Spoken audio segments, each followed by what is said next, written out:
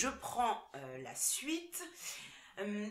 On voudrait savoir si, de ton point de vue, tu as constaté des évolutions de la violence dans les différents domaines que tu approches, que ce soit d'un point de vue, parce que tu dis sur les rétextes que t'amènent par exemple tes élèves, ou dans ce que, alors évidemment sans déflorer les choses, mais par rapport aux sollicitations que tu peux avoir par les forces spéciales.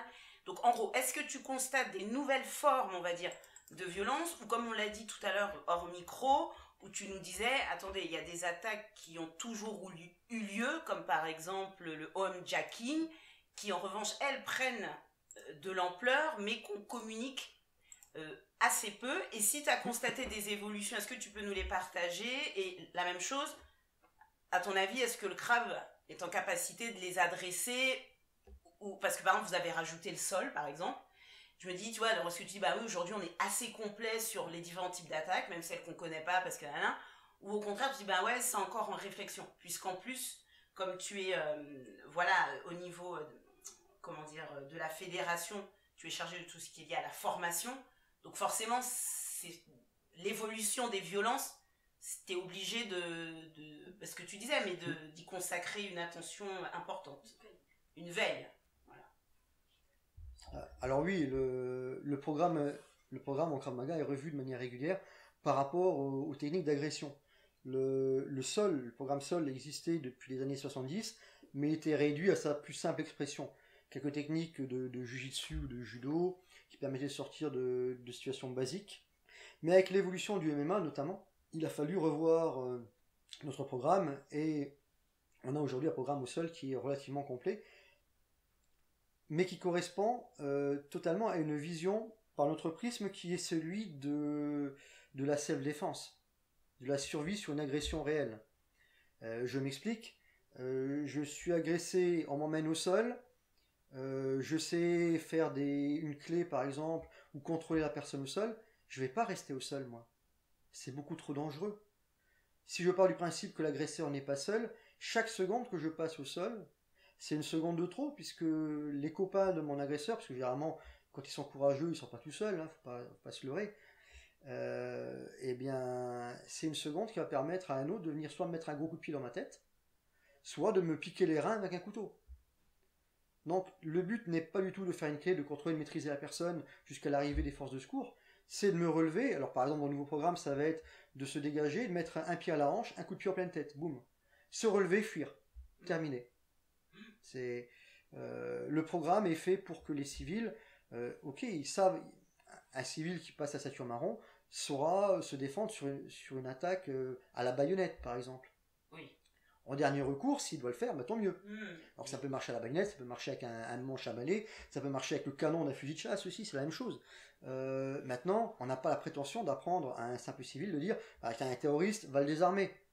Non, comme je l'ai dit, c'est bah, préserve-toi, cache-toi, ou enfuis-toi si tu peux. Maintenant, s'il n'y a pas le choix, et si un terroriste le braque avec son pistolet et qu'il a la distance idéale pour pouvoir le faire, et que le terroriste, juste avant, il a collé une balle dans la tête du gars qui était à côté de lui, et que le canon vient vers toi et qu'il te parle, ben, il te reste peut-être 3 secondes à vivre, peut-être que ça vaut le coup d'essayer quelque chose.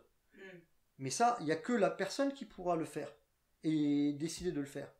Il vaut mieux avoir 3 ou 5 chances sur 100 de survie que 0. Donc, mais oui, la technique en elle-même fonctionne. Après, faut-il encore que la personne soit en capacité de l'appliquer par rapport au stress présent et que les conditions le permettent. La distance, et puis que le terroriste soit peut-être seul au moment-là ou qu'il fasse un bouclier par rapport à l'autre qui est un peu excentré.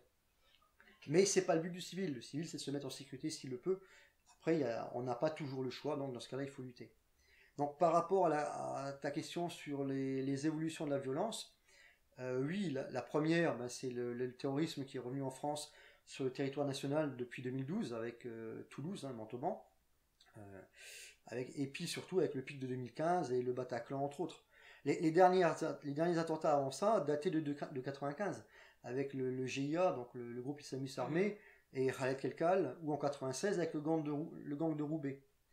D'ailleurs, le gang de Roubaix, de mémoire, c'est la première fois que des convertis œuvrer lors d'un attentat en France. D'accord, à Roubaix. Oui, tout à fait. Le phénomène de bande qui est en nette augmentation. Même si, contrairement aux idées reçues, le phénomène de bande est un phénomène ancien. En 1902 à Belleville, dans Paris, à la belle époque, on parlait déjà des Apaches. Oui, des Apaches, bien sûr. Ouais. Et on parlait déjà de jeunes de 14 ans. Alors, mais forcément, maintenant, cette problématique est amplifiée par les réseaux sociaux et une attention particulière doit être posée quant au rajeunissement des membres. On passe de 14 ans aujourd'hui à 10 ans. Ça fait peur, hein. Un modus operandi plus récent serait aussi les attaques à l'acide revenues à la mode. Alors, il faut savoir que dans les années 1900, en France, c'était les femmes trompées qui l'utilisaient contre les maris volages. Il y a eu quelques procès retentissants à l'époque, par exemple. Mais aujourd'hui, ça risque d'augmenter significativement dans les années à venir si on suit à ce qui se passe dans d'autres pays, notamment pour les crimes dits d'honneur. Je vois pas quel honneur il y a là-dedans, mais bon. En Asie et en Afrique, et qui se reproduisent maintenant sur le continent européen. La facilité avec laquelle on peut se procurer ces produits, hein, là on parle d'H2SO4, donc l'acide sulfurique, ou la soude caustique également par exemple, facilite autant le passage à l'acte. On retrouve même ce process maintenant dans les manifestations contre les forces de l'ordre. Ah oui, j'avais pris ça spécialement pour vous. Alors attention, Yannick ouvre un tiroir. Il faut que je retrouve. Dans lequel il n'y a pas de pistolet. Voilà. Parce que c'est bien de parler. Donc, c'est un article de journal. Voilà. C'est un vieil article de journal. Donc, en fait, c'est le Républicain Lorrain qui a une chronique qui s'intitule Il y a 100 ans. Donc, une jeune femme attaquée au couteau.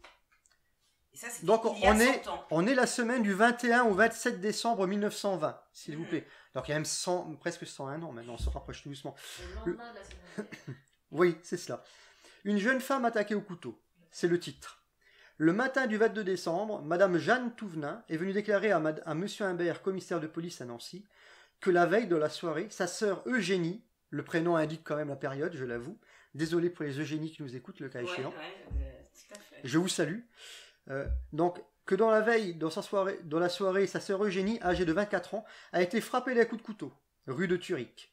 La jeune fille avait quitté son bureau, situé rue d'Auxonne, et regagné seule le domicile de ses parents, lorsque, passant rue de Thuric, elle s'aperçut qu'elle était suivie par un individu.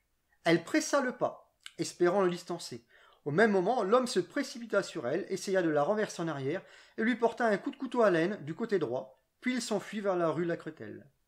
La malheureuse, qui perdit du sang en abondance, poussa des cris de « au secours », mais la rue était déserte, et personne ne répondit à ses appels, etc. Et ensuite, l'article explique que la personne a réussi par ses propres moyens à rejoindre son domicile, puis un hôpital, et se faire soigner, et le lendemain, elle a été déposée plainte. Cet article, si je ne vous avais pas dit qu'il avait 100 ans, il est totalement d'actualité, enfin, on pourrait le retrouver. C'est ça. Je trouve ça intéressant que à la fois tu dises des évolutions, bien évidemment, mais en même temps que tu rappelles que certains types de violences, ont toujours été là, preuve à l'appui avec ce journal, ont toujours été là, ou ont été là, entre guillemets, ont disparu, ou a été moins sous le radar, et ont amplifié, parce que c'est vrai qu'on peut penser qu'il y a des violences qui sont nouvelles, alors que, comme tu dis, les Apaches, les domaines de bande, après que ça change de forme, certes, mais c'est pas non plus, sauf peut-être, comme tu dis, le terrorisme qui a été et qui est revenu, mais c'est bien aussi de refaire ce panorama, parce qu'on n'est pas dans le domaine, on peut penser que, enfin c'est pas spontané, mais tu vois que c'est nouveau. Oui, c'est pour ça que je voulais juste éclairer ce petit article. C'est super. On a toujours la preuve que Homo homini lupus, l'homme est un loup pour l'homme. Et d'ailleurs, les guerres de civilisation en sont la preuve. La guerre est une violence sociétale par nature. Il fut un temps où d'ailleurs on accusait la lecture de pervertir les mœurs et les façons de faire. Puis ça a été le cinéma, puis ça a été la télévision, les jeux vidéo plus récemment. Maintenant, c'est avec les réseaux sociaux, mais l'homme ne change pas tellement. Au néolithique, on aurait certainement accusé les peintures rupestres. Donc toi, effectivement, tu dis qu'à la fois, certes, il y a eu des évolutions, mais c'était déjà là et ça a augmenté, enfin, ça a disparu, c'est revenu, mais et après, pour toi, il n'y a pas des... Comment dire? Enfin, c'est pas qu'il n'y a pas des nouvelles violences, mais tout est déjà là, quoi. Après, soit elles augmentent, soit elles sont plus mises sous la lumière, mais quand tu nous montres cet article, je trouve qu'en même temps c'est rassurant, on se dit il n'y a pas des nouvelles violences, et en même temps c'est très inquiétant parce que tu dis, comme tu dis, on a un loup pour l'homme est un loup pour l'homme, quoi. Oui, c'est la nature humaine. Oui. Après, attention, faut pas être parano et dire que tout le monde Non, m'en veut, bien sûr. d'accord. Oui. Mais le fait de savoir qu'une situation peut dégénérer, Mhm. ça permet d'être préparé à certaines choses. Mais il faut pas vivre dans un monde paranoïaque en se disant oula, si j'ouvre la porte de ma maison, quelqu'un m'attend avec un couteau, une hache. Mhm. Et non, c'est pas ça la vraie vie. Sinon, la vie, elle vaut pas la peine d'être vécue. Mais pour autant, ça n'empêche pas d'être vigilant et de se préparer au pire. Alors, on a parlé effectivement des différentes... Enfin, moi, je t'ai posé la question sur l'évolution ou pas de la violence. Tu nous as expliqué ce qui avait augmenté et aussi pourquoi, et ce qui a toujours été là et qui réapparaît de manière cyclique. Tu as aussi expliqué pourquoi, selon toi, effectivement, et si on est civil notamment, il faut essayer de se mettre en sécurité, peut-être prioritairement soi et ses proches si on est avec eux, et en dernier recours, si on n'a pas le choix, agir pour sa préservation. Donc il y a un côté très enfin tu revendiques, et c'est aussi à notre sens que dit le CRA, une façon offensive contre la violence qu'on serait amené à subir. Et donc très naturellement ça pose la question de la légitime défense. Donc certes on a un peu parlé, mais on aimerait quand même que tu reviennes là-dessus. Parce que nous-mêmes, lorsqu'on a été en cours, très vite, les gens aussi, tu sais, ils veulent, on tape, mais on se dit, ouais, mais... Ouais, le premier coup, si je donne le premier coup, en gros, ça peut m'être imputé. Et puis même, lorsque vous, enseignants ou instructeurs, vous nous formez, enfin, vous nous donnez cours, vous insistez bien quand même sur ces paradigmes. Et des fois, je trouve ça pas compliqué, mais... Tu vois, entre, ok, il faut que j'attaque, mais en même temps, il faut que je fasse attention. Donc, est-ce que tu peux peut-être dire un mot là-dessus sur, la légitime défense, mais aussi comment vous, au CRAV, vous assumez totalement le fait de, pour sauver ta vie, si le fait d'attaquer, ça peut être une solution, vas-y. En tout cas, c'est comme ça que j'ai compris, mais peut-être que tu vas corriger. Alors, il y a donc deux points. Notre réaction immédiate et l'aspect légal, la légitime défense. Donc il y a la loi, l'article 122.5, je reviendrai beaucoup plus précisément ensuite. Dans un premier temps, comment on gère, comment on assume notre façon de faire. Moi, ce que j'explique toujours à mes élèves, quels qu'ils soient d'ailleurs, qu'ils soient civils ou qu'ils soient policiers, la seule différence c'est que les policiers connaissent très bien leur cadre déontologique et leur cadre d'action légale, ça c'est clair. Comme les agents de sécurité qui interviennent sur le cadre 113 du code de procédure pénale, le droit d'appréhension par exemple, et puis après la légitime défense si ça a débordé. Il y a une limite morale et il y a des choix qu'on doit faire. Et ça rejoint ce que j'expliquais tout à l'heure avec la fameuse zone grise, cette montée en puissance. Et est-ce que je dois agir ou est-ce que je dois pas agir? Quelle limite je fixe? Si j'attends qu'il donne le premier coup, est-ce que je serai assez rapide pour l'esquiver, pour pas avoir de dommages?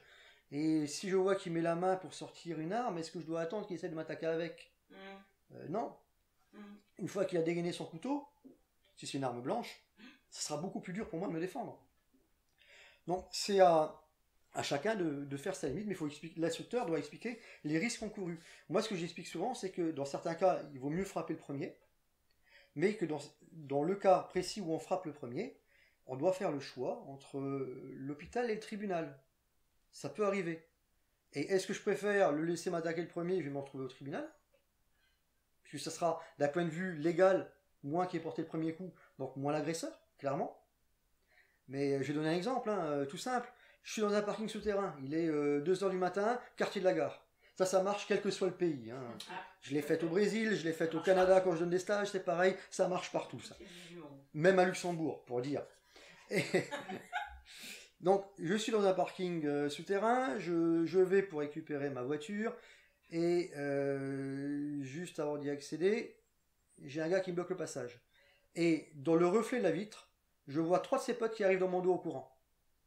J'ai genre moins de 2 secondes pour réagir et m'enfuir. J'ai pas le temps de discuter.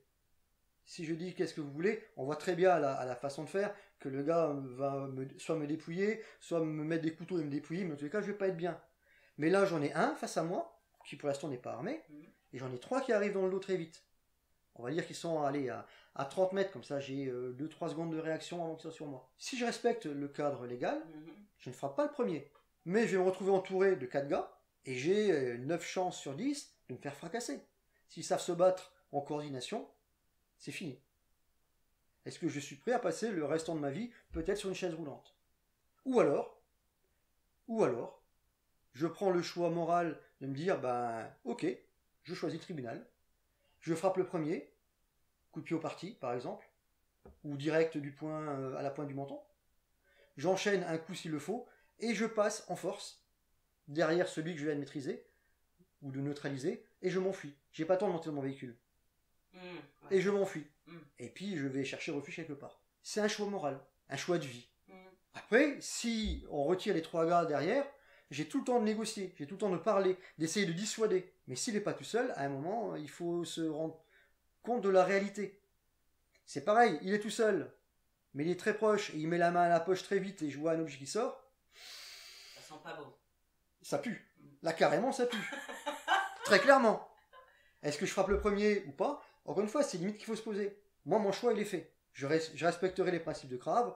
Je frappe, je désarme, je neutralise. Mais tu t'acharnes pas. Ah non, en aucun cas. Quel intérêt de frapper la personne au sol si elle est neutralisée? Par contre, si elle est encore vive, guillerette et dangereuse, bah, j'hésiterai pas une seconde, bien sûr. Jusqu'à ce que je sois hors de danger. Et que mes proches, le cas échéant, soient hors de danger. Si moi je peux m'enfuir, à chaque fois je privilégierai la fuite. Mais si j'ai un enfant avec moi ou ma compagne qui est blessée, par exemple, ce qui est une possibilité, et qu'on ne peut pas s'enfuir, ben non, je vais la défendre. Donc ça, c'est compliqué à faire passer comme message, et c'est normal parce que le cadre d'action de la légitime défense, c'est très cadré, très compliqué à faire passer comme message. Et il faut bien que les élèves le comprennent. Les policiers ont moins de mal à comprendre ça, ça passe très très bien. Et puis ils ont le paradigme, force doit rester à la loi, ils ont les violences légitimes qui permettent d'interpeller, comme tout citoyen d'ailleurs, dans le cadre d'un droit d'appréhension, hein. Les gens ne le savent pas, mais en cas de vol, dans le cas d'un délit ou crime puni d'emprisonnement, toute personne a qualité pour en appréhender l'auteur et le conduire devant l'officier de police judiciaire le plus proche. C'est l'article 13 du code de procédure pénale. Or, dans les faits, vous n'allez pas conduire la personne à l'officier de police judiciaire le plus proche, c'est l'officier de police judiciaire, le PJ, qui va se déplacer. Il n'est pas question de le menotter, de le mettre dans votre coffre de voiture et de l'embarquer à la gendarmerie ou au commissariat de police. Hein, vous pourriez être accusé de séquestration. Mais voilà, c'est sur cette base-là d'ailleurs que les agents de sécurité interpellent ou appréhendent tous les jours des centaines de personnes qui volent dans les magasins. Hein, le vol à étalage, on l'évoquait tout à l'heure, c'est cette base-là, article 73. Ils interviennent dans ce cadre. Voilà, mais tout citoyen peut le faire. Hein. Okay. Demain, quelqu'un force ma cabane de jardin est en train de voler, je le surprends, bah, je l'appréhende. Ok. Oui, enfin, moi, c'était pas connu. Voilà. J'avais plus l'idée de la légitime défense, par exemple, mais bien pas sûr. cette dimension-là. Après, il faut savoir que y a beaucoup de cas de légitime défense qui ne sont pas reconnus, mais c'est parce que la légitime défense en elle-même, elle peut être interprétée différemment en fonction des interlocuteurs. Et qu'en l'absence de preuves concrètes, des vidéos par exemple, mais des vidéos complètes. Pas des petits extraits. Parce que voilà, un morceau de vidéo, je lui fais dire ce que je veux. Hein. Oui, tu prends du début, enfin la totalité de l'altercation. Le gars, je prends une vidéo où on voit un policier qui frappe un belligérant, mais on voit pas que juste avant le belligérant il lui a craché au visage et qu'il a essayé de lui porter un coup de poing. Mais on verra juste le policier qui réplique usant de son droit de légitime défense. Sans l'amont. Voilà, donc pour tout comprendre, il faut le contexte et l'intégralité de la chose. Donc c'est vrai que c'est très difficile de faire la part des choses dans ce cas-là. Donc si on définit le cadre de la légitime défense dans son contexte, ben, elle a pour but de permettre de se défendre, de protéger quelqu'un ou un bien lors d'une attaque immédiate par une personne. Donc les moyens qui vont être utilisés lors de cette défense sont interdits dans une autre situation. C'est la justice qui va vérifier si la riposte utilisée pour se défendre est un cas de légitime défense ou non. Donc ça c'est important à savoir. Et pour que la légitime défense existe, il y a 6 conditions à retenir. Ce sont les suivantes. La première, c'est que l'attaque doit être injustifiée, c'est-à-dire sans motif valable. En français dans le texte, vous ne pouvez pas arguer de votre droit de légitime défense en vous défendant contre l'interpellation des gendarmes qui viennent vous arrêter. D'accord ? Non. C'est pas légitime de se défendre contre les policiers. Ils sont là, ils usent de leurs prérogatives pour vous amener en garde à vue dans le temps à l'issue de comparaître. Vous n'allez pas pouvoir dire il m'a empoigné, je me suis défendu. Ben non, il a un uniforme, mon gars. Il a un uniforme, il s'est annoncé auparavant, donc vous n'êtes pas en légitime défense. Par définition, elle doit être légitime, cette défense. Après, la défense doit se faire pour soi ou pour une autre personne. Elle doit être immédiate. Ouais.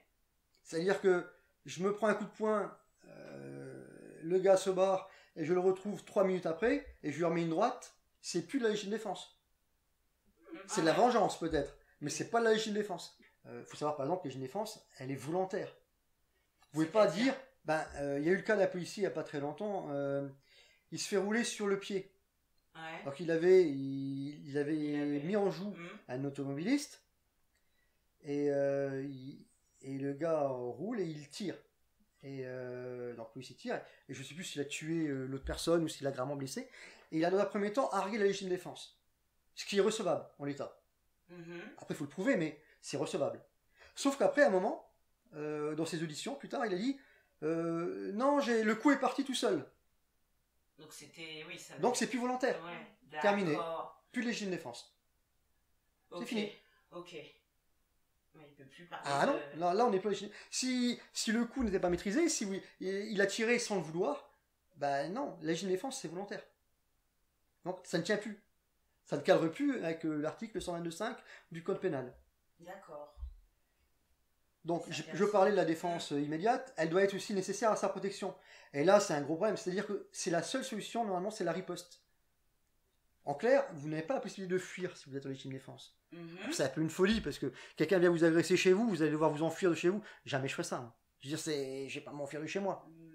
Ben non. Bon, sauf si c'est 3 terroristes armés de Kalachnikov, ok, mais oui, il faut arrêter à un moment, oui. Mais vous allez avoir sur cette situation-là, par exemple, vous êtes en voiture, le gars vous fait une queue de poisson, vous sortez, là vous aurez du mal à régler la légitime défense. Et surtout, vous ne pourrez pas dire, une chose à ne pas dire, c'est j'ai eu peur, je suis sorti. Parce que là, le procureur ou son substitut aura facile à vous dire, monsieur, quand on a peur, on ne sort pas de sa voiture ou de son véhicule. Il n'aura pas tort dans les faits, hein. C'est compréhensible. Donc, si on peut se prémunir en fuyant, il vaut mieux fuir. Après, on ne peut pas toujours. Donc, dans ce cas-là, il faudra riposter. Et puis surtout, et là c'est essentiel, la défense doit être proportionnelle. C'est-à-dire égale à la gravité de l'attaque. En gros, si quelqu'un essaie de mettre une baffe, je ne vais pas lui mettre 3 coups de couteau et lui piétiner la tête à grands coups de pied. Voilà, c'est pas très proportionnel tout cela. Après, on parle de gravité de l'attaque, ou gravité de l'atteinte dans le texte directement. Ça, c'est essentiel parce que si on risque la mort, ça veut dire qu'on peut provoquer un homicide volontaire. Dans le cas de la légitime défense des personnes, puisque c'est la dernière condition, c'est justement que la défense d'un bien ne doit pas avoir pour conséquence un homicide volontaire. D'accord ? Voilà. Est-ce que tu peux défendre toi ou tes proches ou des biens ? Et donc si tu défends par exemple ta voiture, avec cette notion de proportionnalité, tu vas tuer quelqu'un pour ta voiture. Aussi stylé soit ta voiture. Le législateur a estimé qu'un bien ne valait pas la vie d'une personne, ce qui dans l'absolu peut se comprendre. Il faut savoir que l'appréciation du caractère nécessaire et proportionné de la riposte appartient souverainement au juge du fond. Donc première instance ou seconde instance, mais pas à la Cour de cassation. Et concernant enfin la question de la preuve de la légitime défense, le principe c'est que la charge de la preuve incombe à la partie poursuivie. Donc au défendeur, c'est toi qui vas devoir prouver que tu étais bien en état de légitime défense, sauf si l'attaque s'est faite de nuit ou lors de vol ou pillage avec violence. Donc celui qui invoque le bénéfice de la légitime défense doit démontrer les conditions d'existence de celle-ci. Donc le premier conseil, si un jour tu as une problématique de ce genre-là, fais appel à un avocat pénaliste spécialisé. Si tu penses qu'un expert ça coûte cher, attends de voir ce que te coûtera un incompétent. Très clairement. D'accord ? Puisque là on est au pénal. Tu risques pas qu'une simple amende, tu risques de l'emprisonnement. Et tout ce qui va avec. Qui dit emprisonnement, on dit souvent perte d'emploi. Bien sûr, et puis casier judiciaire, etc. Et puis un traumatisme. Donc, une instruction normale d'une agression, c'est quoi ? C'est l'OPJ qui va adresser son PV, qui va l'adresser ensuite officier de police judiciaire, on en a parlé tout à l'heure. Ouais. Donc l'OPJ qui va adresser son PV, son procès verbal, qui va l'adresser au parquet, donc au procureur ou à son substitut, qui va décider de poursuivre ou non. Et de là, après, ça va passer en justice, si elle décide de poursuivre, et c'est le juge qui va trancher si la légitime défense pourrait être retenue ou non. Alors le juge, soit le tribunal d'instance, si on est dans le délit, soit les jurés de la cour d'assises. Donc le jury de cour d'assises, c'est 3 magistrats pros et 6 jurés citoyens qui vont estimer la gravité des faits et dire si oui ou non tu avais le droit de faire ce que tu as fait. En gros, il y a 3 types de tribunaux en matière pénale. Le tribunal de police qui concerne les contraventions, le tribunal correctionnel pour les délits qui vont de 2 mois à 10 ans de mémoire, et puis la cour d'assises pour les crimes. Sauf pour les mineurs, où là on aura un tribunal pour enfants et une cour d'assises spécialisée pour les mineurs. Alors, ce qui est intéressant par contre, c'est les exemples, si on fait le parallèle par rapport à d'autres pays, puisque tu as parlé à juste titre de ton habitation. Oui, par exemple. Oui. Il pourrait paraître plus que légitime de dire que dès lors que quelqu'un s'introduit chez toi, non invité, la légitime défense est automatique. C'est ce qui se passe dans beaucoup de pays.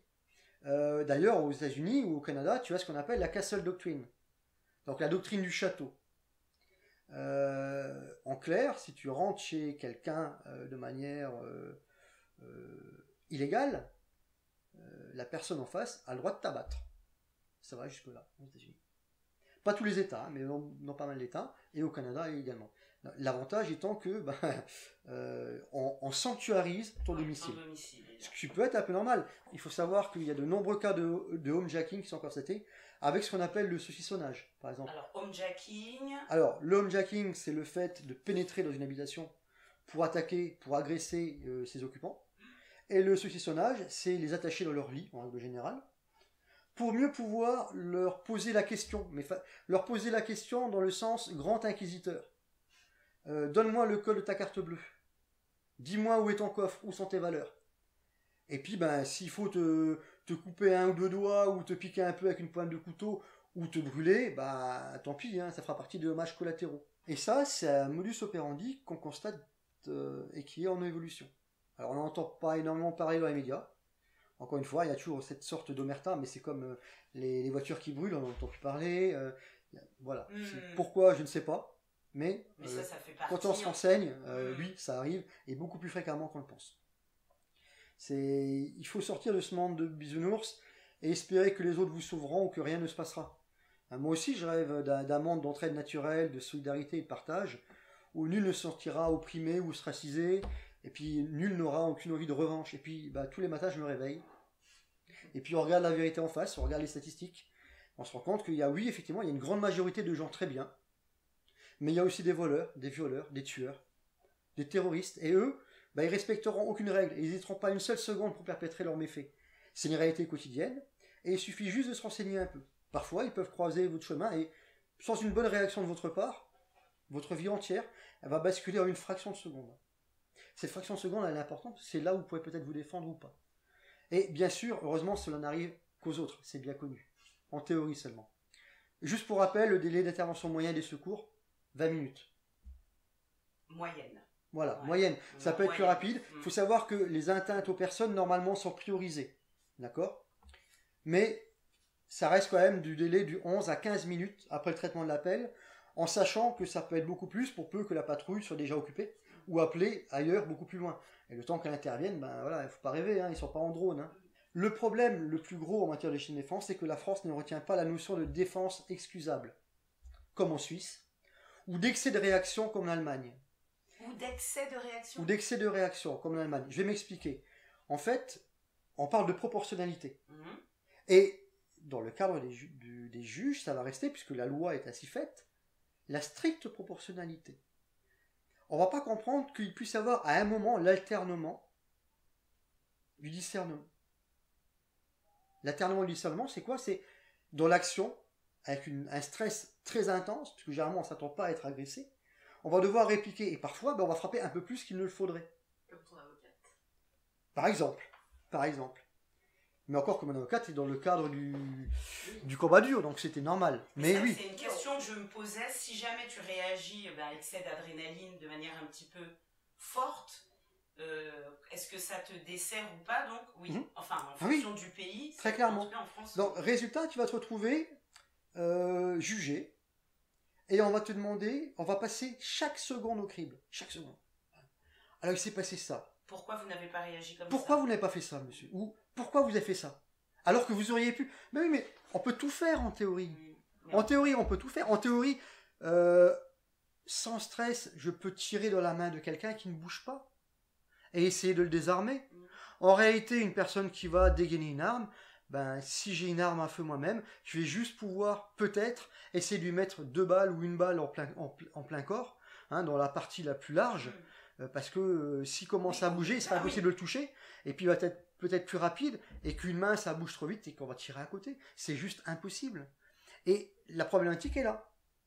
Mais le juge n'a pas conscience de tout ça.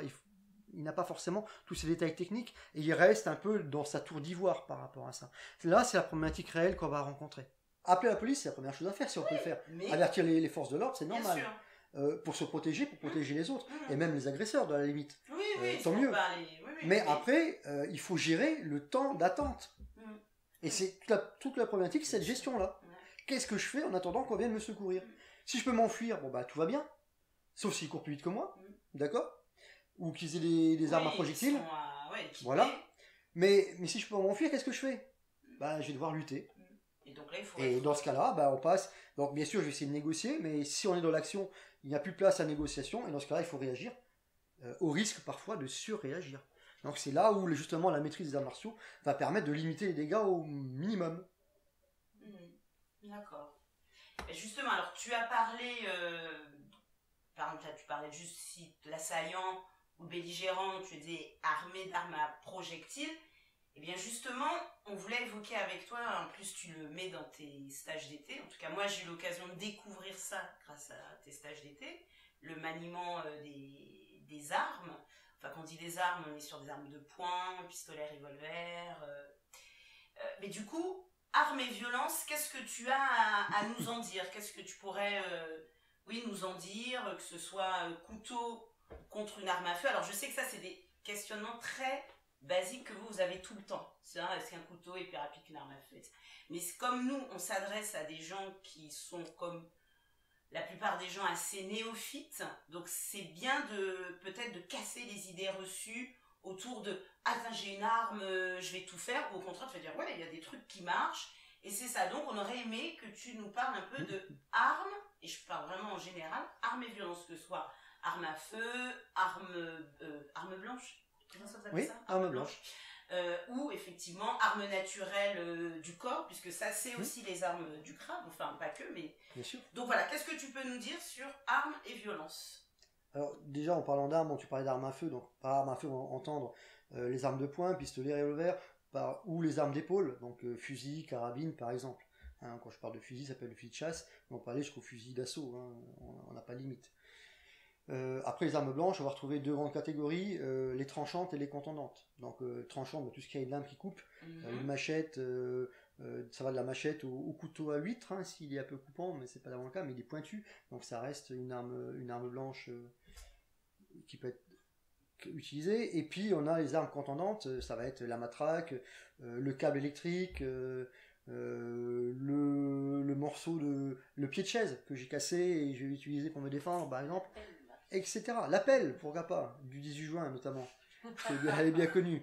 Voilà. Alors, ce qu'il faut savoir, c'est que déjà, une arme, elle n'est pas dangereuse en soi. Pas plus qu'une voiture, qui d'ailleurs peut devenir une arme par destination. D'accord? C'est l'abruti qui s'en sert sans respecter les règles de sécurité qui le sera dangereux. Comme Internet. Voilà. C'est exactement la même chose. Je prends un exemple. Hein. Bon, moi, je suis tireur sportif. Je prends mon arme de poing, par exemple mon Glock 17. Je laisse, même avec une cartouche chambrée, si je le pose sur mon bureau, si personne ne vient y toucher, il n'y a quasiment rien qui puisse se produire. À moins qu'il y ait un incendie qui puisse faire exploser mes cartouches qui seraient à l'intérieur de mon chargeur et de la chambre, rien ne pourra se passer. Mettez un abruti qui vient, qui voit une arme, qui met la main dessus, avec bien sûr le doigt sur la détente et qui presse le doigt sur la détente, et là, comme diraient nos amis anglais, and shit happens. Là, les problèmes commencent. Je suis assez très correct. Hein, oui, je vois que tout à fait, c'est très bien. Donc, c'est pas compliqué. Si on prend le principe d'une arme à feu, vous avez un simple moyen mémotechnique, ACDC. ACDC. ACDC. D'accord. Et vous respecterez les 4 règles de sécurité, et dès lors, il n'y a quasiment plus rien qui peut arriver. Je m'explique. A pour une arme est toujours considérée comme étant chargée. C, tout simplement parce qu'on ne dirige jamais le canon vers quelqu'un ou quelque chose qu'on ne souhaite pas détruire. D, on garde le doigt hors de la détente tant qu'on n'a pas aligné les organes visés avec sa cible. Et le dernier C, c'est la cible justement.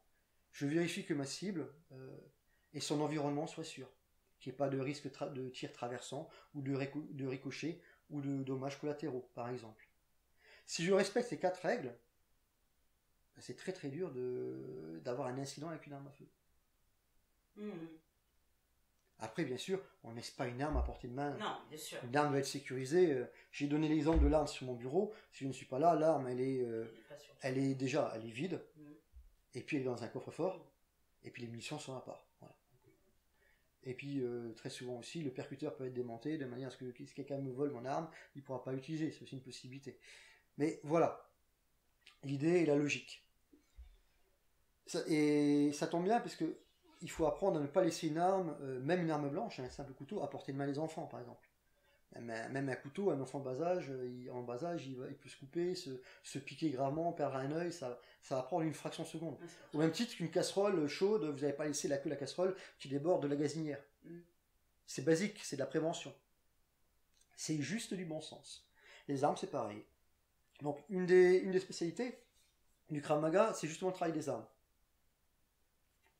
Y compris les armes par destination, bouteilles, couteaux, marteaux, ceintures, stylos, etc., etc. L'instructeur se doit de maîtriser à minima les notions inhérentes à chaque arme. Ok. Alors, une question qui peut-être va hérisser, mais tu n'es pas à ça près parce que je pense que tu assumes tout ce que tu dis. Ah mais totalement. On est d'accord. Je le revendique même. Ben voilà, c'est parfait. Alors, pour ou contre la libéralisation du port d'armes à feu en France, ou tu vois le port d'armes à feu pour tous, est-ce que c'est un mythe, ou est-ce que ça pourrait être un palliatif justement contre la violence? Alors, il y a deux questions donc. Ok, donc là on se base un peu sur le principe américain avec leur deuxième amendement, par exemple. Hein. C'est ça.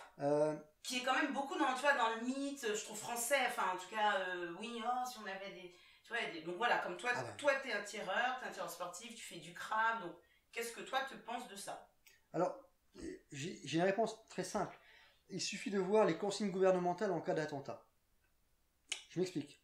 Vous avez certainement vu les pipes annonceaux. Oui. S'échapper, se cacher, alerter la police. Oui. C'est juste une honte. C'est juste une honte. J'ai pas d'autre mot. Une fois de plus, on infantilise les citoyens.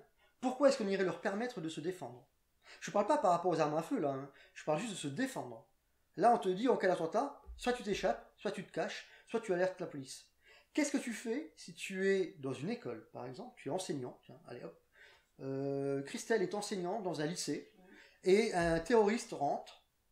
Il crie son cri de guerre habituel. Et puis il commence à tirer. D'accord? Tu peux pas t'enfuir. Tu es dans la salle de classe. Donc tu vas essayer de te cacher. Tu vas essayer de mettre une armoire contre la porte. Et puis après, tu fais quoi? Tu appelles la police. D'accord, ok. À mon avis, elle est déjà au courant, mais ça... Et après, tu fais quoi en attendant? Ah non, c'est sûr, le temps est long. Le gars, il va pousser ton armoire. Ou il va casser la petite vitre, tu sais, qui est en hauteur. Oui, et puis il va passer par là. Ou il va même défoncer la petite cloison, parce que des fois, c'est des cloisons amovibles, ça serait comme rien. Et puis, ben, il va te tuer toi et puis les enfants qui sont là. Mais qu'est-ce qui t'empêche de prendre un extincteur et lui mettre un énorme coup d'extincteur dans sa sale tête quand il va la passer par la porte? Qu'est-ce que tu as à perdre? Rien. Ouais. Dans un cas, tu fais rien, tu es morte. Dans l'autre cas, peut-être que tu peux survivre et peut-être que tu vas sauver les enfants. Mais non. Les consignes gouvernementales en France en cas d'attentat sont s'échapper, se cacher, alerter la police. Alors c'est quoi les consignes aux USA? Les consignes du FBI en cas d'attentat. Run, hide, call the police, c'est en France. Je traduis. Aux USA, run, hide, fight. Et ils vont plus loin, ils font un très beau petit film où tu vois un terroriste qui rentre ou un amok. Donc l'amok, oui, c'est le gars c'est la personne folle qui a perdu tout discernement et qui veut tuer et causer le maximum de dommages. Et rien ne l'arrêtera, hormis quelques centaines de grains de diplomatie, judicieusement posés. D'accord? Donc, qu'est-ce qu'ils font? On le voit qu'ils s'enfuient, ils essaient de se cacher, puis à un moment ils se confinent dans une pièce, ils ferment, et là il y a trois personnes, il y en a une qui prend une chaise, l'autre qui prend un extincteur, et le troisième qui défait sa ceinture pour essayer de mettre des coups de ceinture, si l'auteur de l'acte terroriste rentre. Ils sont barricadés, et puis ils attendent. Je suis désolé, mais je leur donne beaucoup plus de chances de survie que le pauvre Français qui est en train d'appeler la police. Run, hide, fight. Voilà, c'est le run, hide, fight américain contre le run, hide, call the police, qui pour moi est beaucoup moins glamour, il faut bien le dire. Mais surtout beaucoup moins efficace. Oui, en plus, d'accord. Alors, avec donc cette autre grande différence, quand les Français doivent alerter, les Américains doivent se battre, Bah, ça explique d'autant mieux la réaction qu'il y a sur de nombreuses vies et de nombreux passagers du Thalys, par exemple. On va parler des USA. Le problème des USA, c'est que le deuxième amendement permet à tout le monde d'être armé, y compris aux malades mentales, y compris à une personne qui a un casier judiciaire long comme le bras. Donc ça, je ne le souhaiterais pas du tout en France, parce que c'est hyper dangereux. Surtout qu'on sait qu'en France, l'irresponsabilité mentale, elle est dans les textes et qu'on ne peut pas condamner ce genre de personnes. Donc non. Et puis on entend, les principaux détracteurs disent toujours, oui, on entend, il y a plein d'incidents aux USA. Ok, c'est vrai. Est-ce que les gens savent qu'en Suisse, au prorata du citoyen, au prorata du nombre de citoyens, il y a autant d'armes qu'aux USA? Est-ce que vous avez déjà entendu des accidents avec des armes en Suisse? Enfin, en tout cas, moi, non. Hormis le gruyère qui est régulièrement troué, peut-être? C'est ça, tout non. Est-ce que vous savez qu'en Tchéquie, le port d'armes est autorisé si dissimulé pour les citoyens civils? Et que récemment, il y a 1 an ou 2, la Tchéquie a voté comme quoi le citoyen qui portait son arme dissimulée pouvait intervenir en cas d'attentat. Prenez le cas du Bataclan. Combien de morts? Plus de 80. Ou 90, je crois. Avec une centaine ou plus de blessés. Dont certains graves. Qu'est-ce qu'il a fallu attendre pour que ça s'arrête et que les terroristes revoient leur modus operandi? L'intervention de 2 primo-intervenants qui normalement ne devaient même pas rentrer avec les procédures en vigueur à l'époque, mais qui fort heureusement ont été au-delà. Un policier de la BAC avec son supérieur, un commissaire, qui ont affronté un terroriste, armé d'une Kalachnikov avec une ceinture et un gilet pare-balles avec 2 petits pistolets, quoi. Zigzauer P20-22 ou peut-être un Glock. À la BAC, certains ont des Glock, peut-être qu'ils avaient ça. Oui, mais c'était complètement et heureusement qu'ils ont bien tiré, ils étaient précis. Ils l'ont abattu. Et ça a obligé les terroristes à revoir complètement leur modus operandi. Sinon, tous les mecs qui étaient en bas, à mon avis, ils étaient tous morts. Mais si dans la foule de ces gens qui étaient dans la fosse, là, il n'y aurait eu ne serait-ce qu'un qui était armé, est-ce qu'il n'aurait pas pu se défendre? Mais sous condition que, il soit formé correctement, qu'il connaisse les règles de sécurité basiques, qu'il sache utiliser son arme et la manier correctement, qu'il n'y ait pas de risque de débordement, eh ben, il aurait pu arrêter au départ. Peut-être que là, oui, il y aurait une piste. Donc, dans ce cas précis, c'est possible que là, il y ait un intérêt. Mais il faut que ce soit encadré. Prenez les USA, il y avait une étude dans les années 80-90 qui mettait en évidence que les cambrioleurs évitaient les maisons où les propriétaires étaient armés. Oh, comme c'est étonnant! Avec la Castle Doctrine. Comme c'est étonnant. Je rentre, je me fais flinguer. Bah, je vais pas rentrer. Je vais aller chez le voisin parce que lui, il est pas armé. Principe de la cible molle, cible dure. La cible est molle, je l'attaque. La cible est dure, bah attends, si à côté il y a autant à gagner, pourquoi je vais prendre un risque? Bien sûr, ils vont au plus facile. Et je rappelle qu'on ne fait jamais que déplacer la délinquance. On ne peut pas l'éradiquer, c'est pas possible. Mais on peut la déplacer. Je comprends pas la différence entre les USA et la Suisse. Si dans les 2 pays il y a autorisation du port d'armes, pourquoi il y a un pays avec des... Je pense que les Suisses sont beaucoup plus rigoureux sur les conditions d'utilisation des armes et le maniement et les règles de sécurité. Et chez les Suisses, tu ne pourras pas avoir d'armes si tu as un casier judiciaire ou autre, je pense. Mais je ne savais pas ça, moi, aux USA. Je pensais que, par exemple, casier judiciaire, pas d'armes, tu vois. Je pensais que c'était... qu'il y avait des minimums, un minimum. Le deuxième amendement permet... ok. Ouais, ok. Donc oui, pour un port d'armes, mais sous des conditions très strictes, santé mentale, casier judiciaire, ça pourrait être une très bonne solution pour contrer certaines menaces actuelles. Et il ne faut pas se leurrer, elles vont perdurer ces menaces dans le temps. On n'est pas prêt de voir la fin. T'as pas peur que ce soit... que ça crée encore plus d'opposition avec les forces de l'ordre? Mais si l'encadrement est défaillant, le remède pourrait être supérieur au mal. Encore une fois, si le casier judiciaire est nickel, les forces de l'ordre n'ont rien à craindre. Ce sont des gens respectueux de la loi. Et on va prendre de risques, je vois pas l'intérêt. Il y a des villes dans lesquelles, il y a des États aux États-Unis où le port d'armes caché est librement autorisé. Ils ont constaté dans ces cas-là, les statistiques prouvaient une baisse de la délinquance. Puisque dans une ville normale, les seules personnes armées sont soit les policiers, soit les malfaiteurs. Les citoyens normaux ne portent pas d'armes. Et les malfaiteurs, on peut mettre les lois qu'on veut. Il n'y a rien qui les empêchera d'avoir des armes volées ou non déclarées. Ok, très bien. Bon, bah écoute, merci. Bon, mais à mon avis, entre nous soit dit, on n'est pas prêt de voir ça en France. J'y crois pas trop. Alors, une question un peu qui peut sembler débonnaire, et qui l'est, mais en tout cas, moi qui m'étais venue quand on avait fait donc, ce stage, quand j'ai fait ce stage, et tu avais insisté justement sur, quand je dis ton truc de réalisme, c'est que tu nous avais donc appris le maniement des armes, et tu avais aussi pointé du doigt le fait que les médias, enfin pas les médias en tout cas, tout ce qui est film, pouvait des fois être complètement à l'opposé de la vérité, donc sur plein de choses, notamment sur des règles, pas des règles de sécurité, mais des oppositions, quand tu disais, attendez, les films où l'autre, il a couru 10 kilomètres, il arrive, il tape, je dis, mais c'est pas vrai, dans la vraie vie, c'est 2 coups et c'est fini.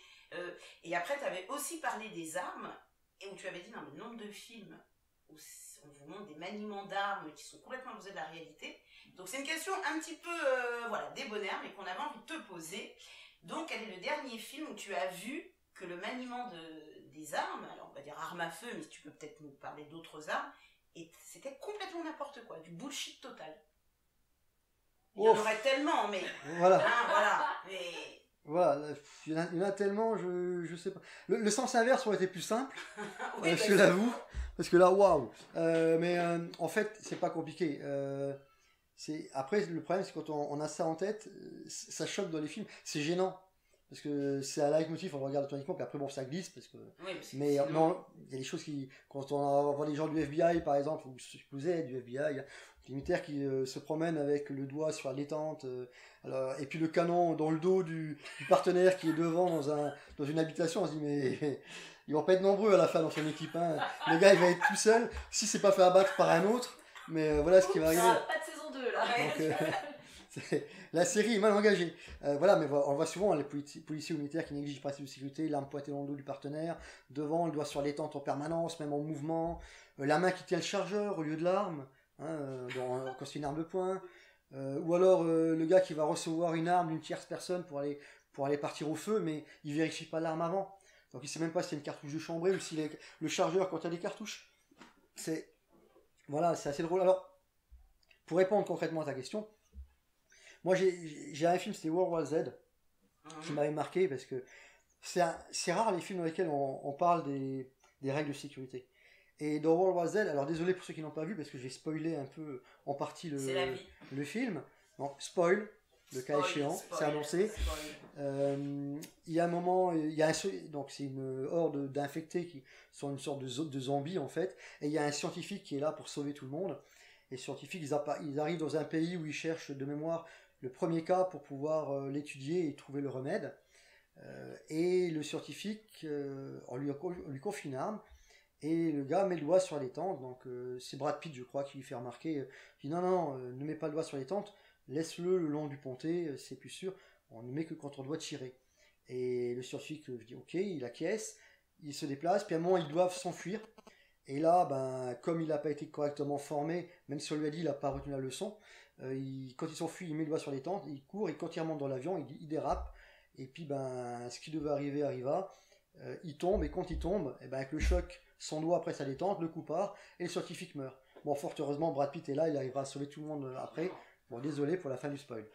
Mais voilà, et dans ce cas-là, il avait bien expliqué une bonne manipulation d'armes. Je vous préviens, quand vous faites un stage, si jamais vous faites le stage d'été avec le maniement des armes, après, ça devient une sorte de petite maladie, c'est que tous les films que vous regardez avec des armes à feu, en tout cas pistolet, revolver, vous regardez pour voir si vous cherchez l'erreur. En tout cas, moi, ça a été mon grand kiff. Mais bon, après, il faut avoir des gens avec qui partager, mais heureusement, j'ai Léa. Et, dernière question, si tu as encore de l'énergie. Soyons fous. Last. Notre liste. Comment, avec tout ce qu'on a partagé, sur la violence, sur les armes, les gens qui rentrent chez toi, sur les gens qui rentrent chez toi, comment, selon toi, ne pas devenir parano, c'est-à-dire ne pas se dire voilà, on a eu les confinements donc on était tous obligés de rester chez soi, mais comment ne pas devenir parano, même chez soi d'ailleurs,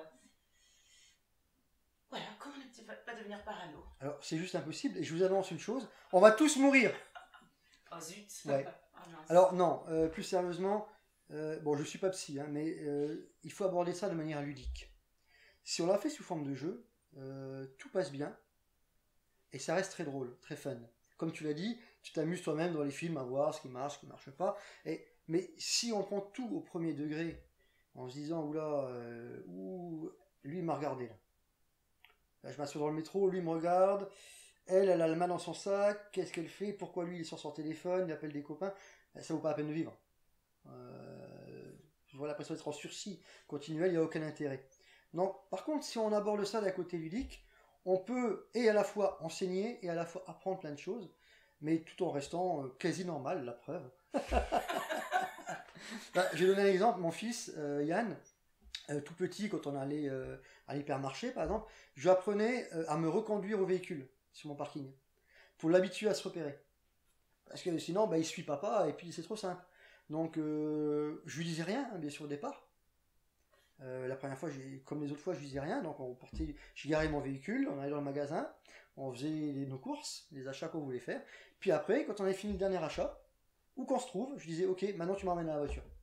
Alors, la première fois, ça a été la bouche grande ouverte, les yeux tout ronds. Mais comment ça, papa? Je dis, maintenant, papa, il sait plus où est la voiture, donc il veut que tu le ramènes. Allez, on est parti. Je te suis. Et il a galéré, bon. Et la première fois, je l'ai aidé, hein. Il est retrouvé par les rayons jouets, hein, sinon. Et pas fou non plus, hein. Et puis après, les fois suivantes, j'ai continué, et puis après, voilà, il a repris à se repérer, se localiser dans l'espace. Ensuite, je suis monté un peu en puissance, en disant, voilà, tu vois, si tu veux s'il arrive un problème, où est-ce que tu irais, qu'est-ce que tu pourrais faire? Il faut aller voir les agents de sécurité, leur dire que t'as perdu papa, ou que j'ai fait un malaise par exemple, et que je suis seul dans les toilettes, et ce genre de choses pour l'habituer à s'assumer en fait. Et puis ensuite, plus tard, quand il y a eu les attentats, là je suis monté d'un niveau, et on a vu les chemins de fuite. Un jour on était au restaurant, je dis voilà, écoute, ici, là t'entends à 100 mètres, t'entends les tirs de Kalachnikov, hein, tu les reconnais, c'est un tac-à-tac bien caractéristique, tu entends des coups de tirs différents, des cris de gens, tu vois des gens qui courent un peu partout. Qu'est-ce que tu fais? Dis-moi. Elle dit, ouais, je vais sortir, ok, tu vas sortir où? Donc, bien sûr, il me remontre. Il n'y avait pas du secours direct, hein. Là, il n'y avait pas du secours, donc il me remonte par où on est rentré. Je lui dis, on est dans un restaurant, Yann, par où tu pourrais sortir autrement? Je dis, je sais pas, je dis, regarde, c'est quoi ça? Là, c'est une cuisine. Je dis, sache que dans un restaurant, très souvent, dans la cuisine, tu as une porte qui donne sur l'extérieur pour soit permettre d'accueillir les livraisons, soit sortir les poubelles, parce qu'ils vont pas sortir les poubelles par le restaurant devant. Hein. Donc en toute logique, là, tu as un chemin de fuite que les terroristes ne pourront pas voir. Je dis, ah ouais. Et en plus, si tu étais coincé, tu auras peut-être la possibilité de trouver un couteau pour te défendre. Et tu auras plus de droits pour te cacher. Juste un truc, évite la chambre froide. Et puis voilà, et puis ça c'est fait de manière ludique. Ou lui dire, tiens, ça tire ici, par rapport à la voiture, tu vas te cacher où? Non, évite de te cacher derrière les portières, ça marche pas. Les ogives de 762, elles vont traverser facilement et tu seras atteint. Par contre, le bloc moteur, là, tu as plus de chance. Et après, ça reste un jeu comme cela. Et tu fais ça en plus hors situation de stress. Bien sûr, tranquille. Justement. Où il a le temps de réfléchir, d'analyser. Tiens, si tu es dans une salle, quelqu'un rentre avec une Kalachnikov et arrose. Qu'est-ce que tu fais? Là, la première chose à faire, c'est quoi? Ça va être de se projeter au sol. Pourquoi? Parce que la personne elle va très souvent tirer à hauteur d'homme et soit à la hanche, soit à l'épaule. Donc partant de là, en étant couché, on attend de voir ce qui se passe, de laisser passer l'orage le premier coup, et puis en regardant ce qui se passe, d'analyser la situation, de voir si on peut s'enfuir ou si on ne peut que se cacher. Donc après c'est pas simple, faut voir, mais d'y penser, de le vocaliser et de le voir, ne serait-ce que par imagerie mentale, ça permet de se préparer à la situation. Après, encore une fois, comme je le dis, ça dépend de l'état de la personne, l'instant T, comment elle est, et de sa vision par rapport à la situation. Mais voilà, mais il faut absolument avoir cette logique d'application, ce qui permet par le biais du jeu, de mettre plein de situations en avant et de se projeter. Et puis toujours un même leitmotiv que j'ai expliqué à mon fils, c'était d'abord dialoguer quand c'est possible. Ensuite, agir en dernier recours, mais dans ce cas-là, si on agit, il faut que ce soit jusqu'à la neutralisation du danger. Soit on peut prendre la fuite, ou soit on maîtrise selon la situation. Toujours avec la notion de jeu, de manière à créer les bons automatismes de cette manière. Et puis, de par mon expérience, même si je rappelle que selon Confucius, l'expérience n'est jamais qu'une lanterne qu'on porte sur le dos, et qui n'éclaire que le chemin jamais parcouru, prévoir les scénarios préétablis, ça permet toujours de couvrir un très large spectre de situations diverses. C'est impossible de tout prévoir. Mais par recoupement, on peut toujours s'adapter. Dans le cadre de mon métier, moi, ça m'a permis de gérer de multiples situations, parfois certaines qui étaient très tendues, mais beaucoup plus facilement que si j'avais dû y réfléchir et réagir à l'instant T. Ça aurait été trop tard. L'exemple que je donne pour mes stagiaires, on l'a déjà évoqué, je crois, c'est l'hôtel. Quand j'ai des stagiaires qui viennent de loin et qui prennent un hôtel, je leur explique, je leur dis voilà, est-ce que vous savez où est votre chambre? Et par rapport à où est votre chambre, où est l'issue de secours la plus proche? Si vous ne l'avez pas repéré avant, après, ce sera trop tard. Et très souvent, les gens qui viennent pour la première fois, c'est ah ben non, j'y avais pas pensé. Et pourtant, avec les fumées toxiques qui vont descendre par strates en plus, et les fumées chaudes, ben, les gens vont mourir, ou risquent de mourir beaucoup plus facilement. Voilà. Mais en fait, pour tout ce qui est de ne pas devenir paranoïaque, il y a une devise américaine qui je trouve illustre excellemment bien ce propos. C'est le fameux, et bon, mes stagiaires ou mes élèves l'entendent souvent, le fameux hope for the best and prepare for the worst. Espère le meilleur et prépare-toi au pire. Comme ça, la vie, elle vaut d'être vécue, on s'amuse bien, mais derrière, s'il se passe quelque chose, ben, on a toujours un plan B. Ou C, D ou E, en fonction des capacités de la personne. Voilà. Ok. Et écoute Yannick, merci de t'être prêté à l'exercice et puis de tes connaissances et puis ta générosité. Je vous en prie, vous êtes toujours les bienvenus les filles. Encore merci.